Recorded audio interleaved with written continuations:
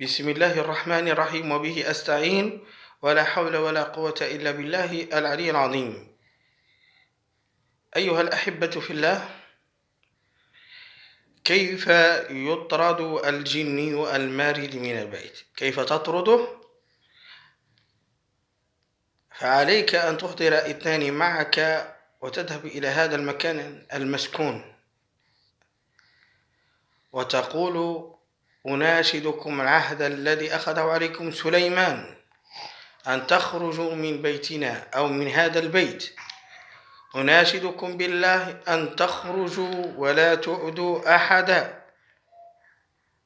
أناشدكم بالعهد الذي أخذه عليكم سليمان أن تخرجوا من بيتنا أو من هذا البيت أو من هذا المكان، وتقول: أناشدكم بالله أن تخرجوا ولا تؤذوا أحدا.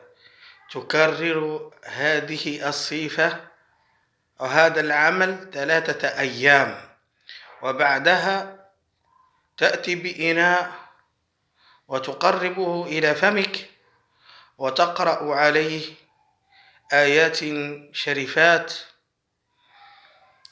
وترش جوانب هذا المكان أو هذا البيت بحول الله وقوته وإرادته وحكمته. كل من يسكن في هذا البيت ويطرق بالفساد يخرج كرعا أو طرها، يخرج طوعا أو كرها من هذا البيت. السلام عليكم ورحمة الله.